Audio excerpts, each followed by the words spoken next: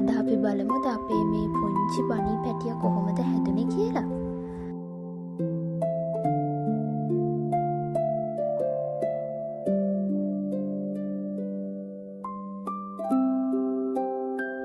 අද මම ඔයාලත් එක්ක බෙදාගෙන යන්නේ අපේ බනීගේ ලස්සන කතන්දරේ. ඔන්න එහෙනම් අහගන්නකෝ.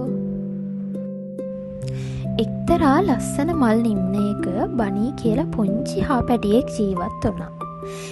ඇය මුළු නිම්නයේම හිටපු ලස්සනම හාපැංචි. එයාගේ ඇඟ පුරාම තිබුණේ පුළුන් රොදක් වගේ පිරිසිදු සුදු පාට ලොම් කබායක් වගේ හමක්. ඒ වගේම එයාට තිබුණා අනිත් හාවන්ට වඩා තික ඉතාමත් ලස්සන කන් දෙකක්. බනී මේ දිග කන් දෙක ගැන ගොඩාක් ආඩම්බරෙන් තමයි ජීවත් වුණේ. එයා හැමදාම උදේට වැව ළඟට ගිහිල්ලා වතුරෙන් තමන්ගේ සුදු පාට රූපයයි දිග කන් දෙක දිහායි බලාගෙන සතුටු වුණා.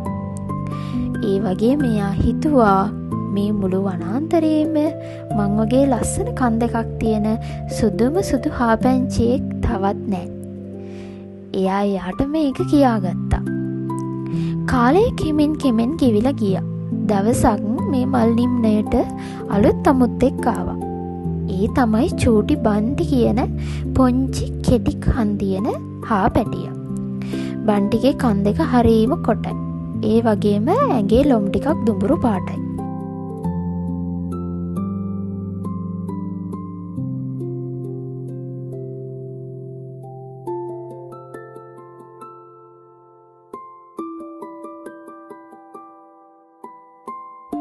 බනී බන්ටිව දැක්ක ගමන් එයාට hina වුණා. අනේ ඔයාගේ කන් දෙකේ කොට බලන්න මගේ කන් දෙක දිහා කොච්චර දිගද කොච්චර සුදුද කියලා බනී බන්ටිව පහත් කරලා කතා කරා. බන්ටි හරීම කනගාටුවෙන් බිම බලාගත්තා. නිම්නේ හිටපු අනිත් යාළු සත්තුත් බනීගේ මේ ආඩම්බරකමට වැඩිය කැමති වුණේ නැහැ.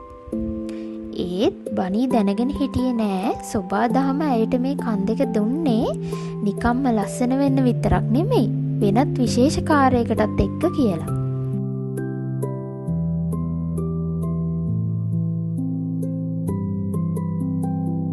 එක හවස් වරුවක නිම්නයේ හැමෝම සෙල්ලම් කරමින් සතුටින් හිටියා. බනී තනකොළ පිට්ටනිය මැද තමන්ගේ ලස්සන පෙන්නමින් හිටියා. ඒ වෙලාවේ කැලේ අනික් කෙළවරින් හරීම සියුම් ශබ්දයක් ඇසුණා. හරියට කොළරොඩු පෑගෙනවා වගේ හඬක්.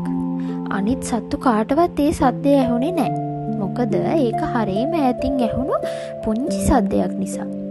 හැබැයි බනීගේ දිග කන් දෙකට මේ සියුම් සද්දේ හරීම පැහැදිලිව ඇහුණා. එයා තමන්ගේ දිග කන් දෙක උඩට කරලා හොඳින් සවන් දුන්නා. ඒ එන්නේ වෙන කවුරුත් නෙමෙයි වනාන්තරයේ ඉන්න නපුරුම නරියා.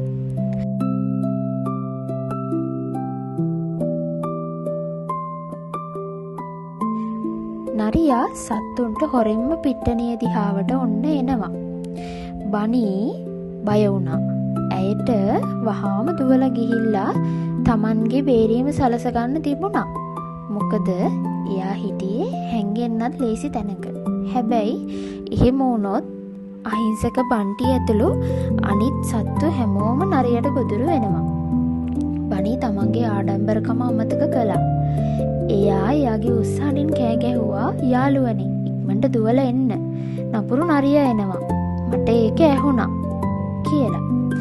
සත්තු හැමෝම කලබල වෙලා දුවන්න හැදුවත් පුංචි බන්ටි බය වෙච්ච පාර තනකොළ ගොල්ලක් අස්සේ හිර වුණා. නරියා පිට්ටනියට එනවත් එක්කම බනී ගිහිල්ලා තමන්ගේ ජීවිතය ගැන නොතකා බන්ටි ළඟට දිව්වා. තමන්ගේ දිග කන් දෙකෙන් බන්ටිව වහගෙන එයාව ආරක්ෂිත ගල් ගුහාවක් ඇතුළට තල්ලු කරා. බනිත් ඉක්මනින්ම ගල් ගුහාව ඇතුළට රිංග ගත්තා. නරියට සත්තු එක්කෙනෙක්වත් අල්ලගන්න නම් බැරි වුණා. නරියා හිස් අතින්ම යන්න ගියා. නරියා ගියාට පස්සේ හැමෝම ගල් ගුහාවෙන් එළියට ආවා. බන්ටි බනීගේ අතින් අල්ලගෙන මෙහෙම කිව්වා. ස්තුතියි බනී, ඔයාගේ දිග කන් දෙක නිසා තමයි අද අපි හැමෝම බේරුණේ. ඒක ඇත්ත ඇත්තටම පුදුම කන් දෙකක් කියලා. එදා තමයි බනී තේරුම් ගත්තේ තමන්ට ලැබිලා තියෙන විශේෂ දේවල්, ලස්සන හෝ හැකියාවන් තියෙන්නේ අනිත් අයට වඩා උසස් වෙන්න නෙවෙයි, අනිත් අයට උදව් කරන්න සහ ඔවුන්ව ආරක්ෂා කරන්න කියලා. එදායින් පස්සේ බනී තමන්ගේ ආඩම්බරකම අත්හැරියා. එයා හැමෝම එක්ක ආදරයෙන් ජීවත් වුණා.